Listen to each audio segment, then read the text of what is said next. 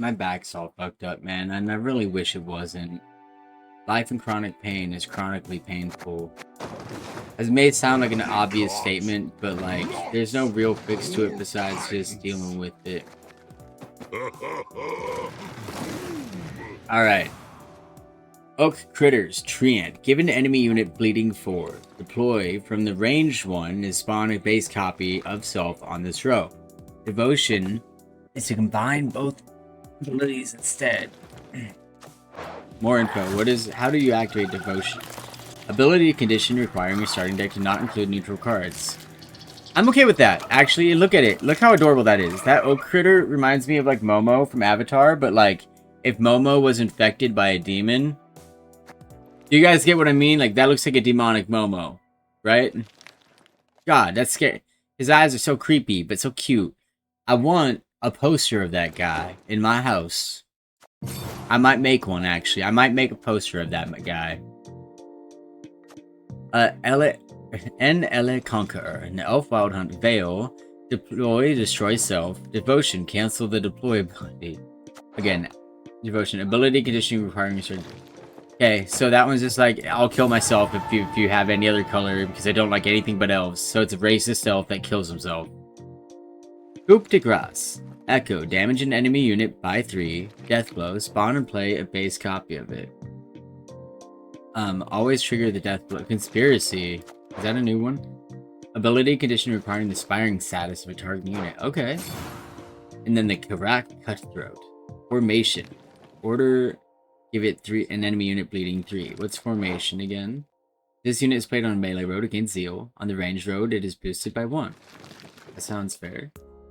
Manually activated ability only. I think some of this shit on my side out part of the desk needs to be slidden in. There we go. Now, hacked. Boost a unit by 6 and give it doomed. We'll take that because you don't have one. Next one are the master monsters.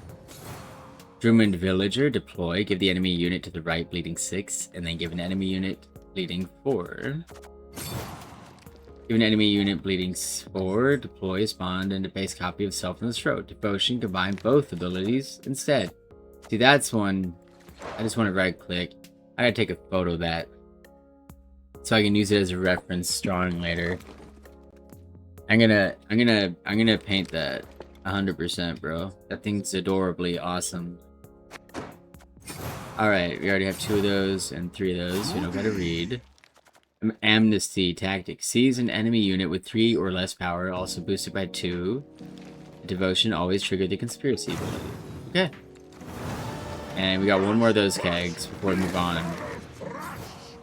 This one is Karak Cutthroat. Formation. Give an enemy unit bleeding. Veil, deploy, destroy self. Devotion, cancel the deploy ability. On a Night Veil, intimidate whenever you spawn a unit on your side of the battlefield. Boost self by 1 for each unit spawned. And we know what Abandoned Girl is. It's in our Druid deck. Destroy Doomed unit. Why would you want... Wait, that doesn't mean I have to destroy my own. It just says destroy Doomed unit. That could be either side. That could be any of them. Oh, we gotta turn the music back up. The game... I don't know if the game needs to go up or down. But I don't like the fact that my mic is so, like, my mic feels so loud.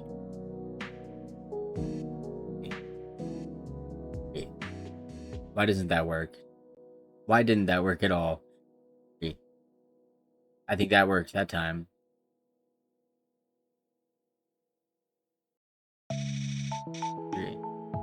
Okay. Why don't you work, bitch? God damn it. Maybe I do need to have this open in the background.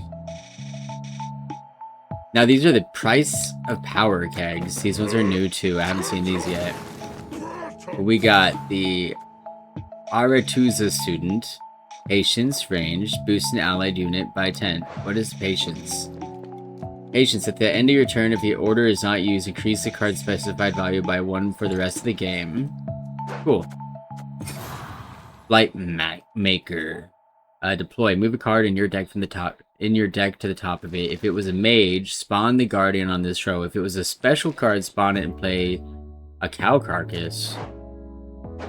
I'm sorry. Can we get a little bit more information on the cow carcass? Okay, yeah. Honestly, that makes sense. Not even lore-wise, but like in the human world, that's how disease spreads. You just got a carcass laying around, bro. And everyone's like, hey, let me poke the carcass. Oh, hey, hello! Never be a good player. You haven't seen me play before, dumbass. I also have only played this game for like 3 weeks and here and there. So, why are you talking shit? I haven't even joined a game. It seems like you just came here to hate for no reason. Obviously I'm bad. I just started. Everybody that just starts something is bad at something. You realize that, right? Plus, you don't even know my history.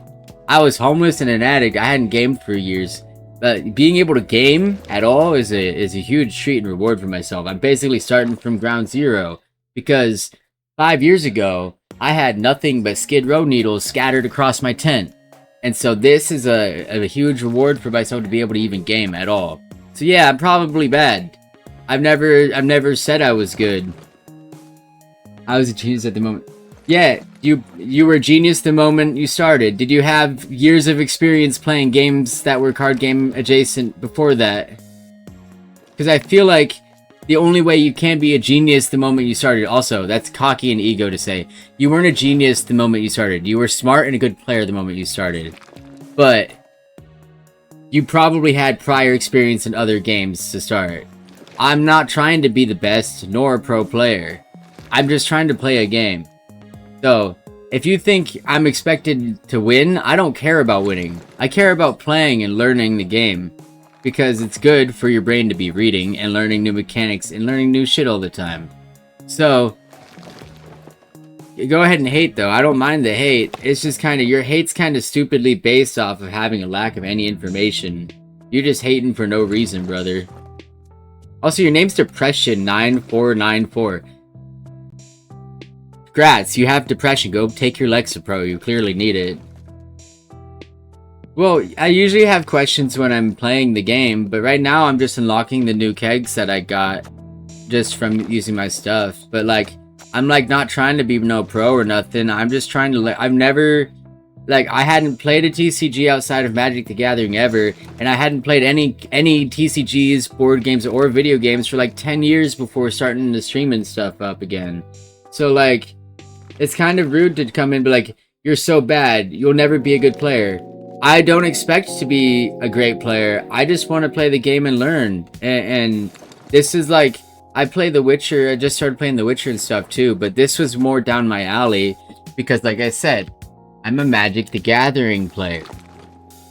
So, completely different game style. Completely different game. This game is also based upon math.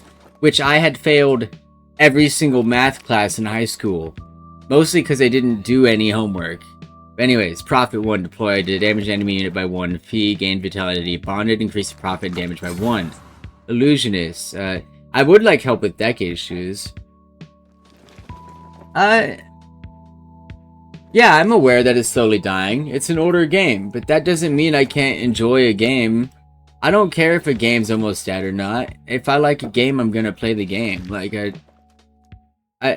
game dying doesn't affect anything except for the people that care about there being an extremely big populace of people playing. So like, yeah, I'm a little whipping boy for most of the good players in this game.